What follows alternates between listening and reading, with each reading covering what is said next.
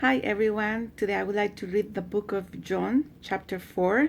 Jesus talks with a Samaritan woman.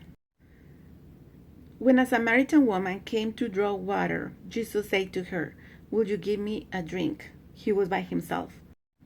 The Samaritan woman said to him, "You're a Jew, and I'm a Samaritan woman.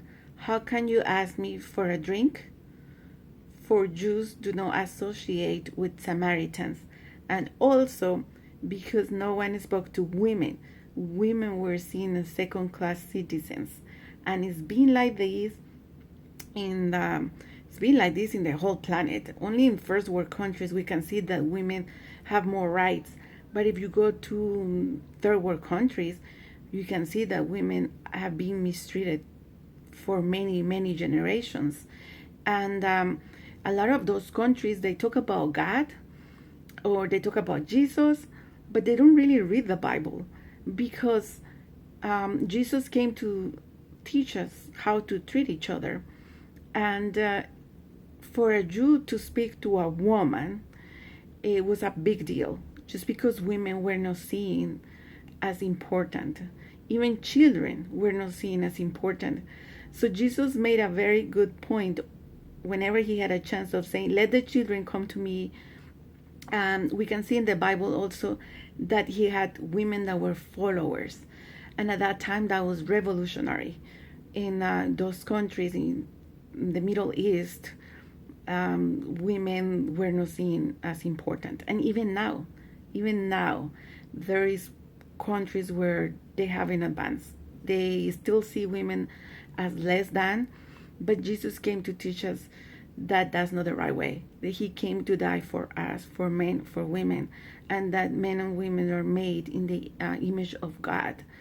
So I'm gonna continue reading, and I hope you read the whole chapter because it really opened your eyes. He told her, "Go call your husband and come back." She said, "I have no husband." Jesus said to her, "You're right when you say you have no husband. The fact is, you have had 5 husbands, and the man you now have is not your husband. What you have just said is quite true." Now we can see that some people, some pastors, sometimes you can go to churches and they're like, "Look, he was speaking to the woman about not having a husband." But we cannot forget that Jesus is not saying that it's okay for a man to have a lot of girlfriends or to have a lot of partners. And how do we know this?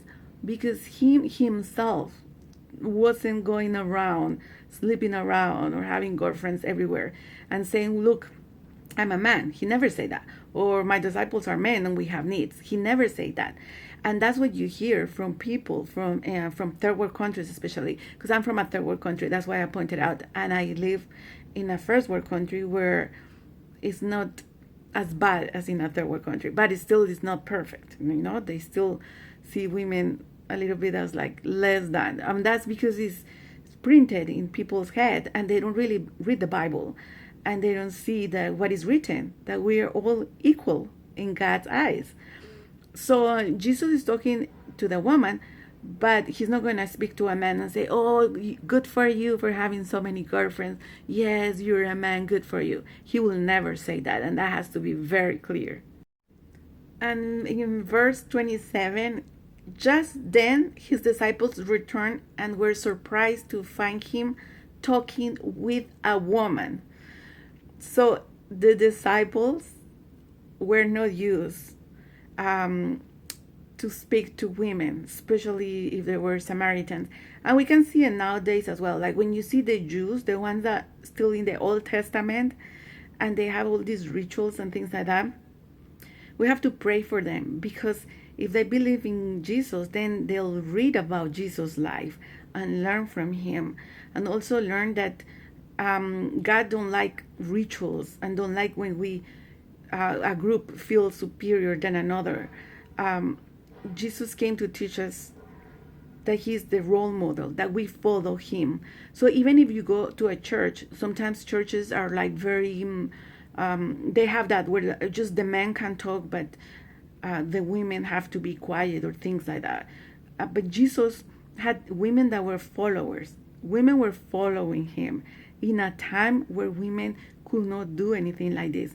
So Jesus was very revolutionary. He is revolutionary. When we read the Bible, when we read the New Testament, we learn so much. It opened our eyes, and we learn of how to treat each other, how to live in this world with each other, how men and women complement each other, and the man is no better than the woman. We're God's children, and we're all very important.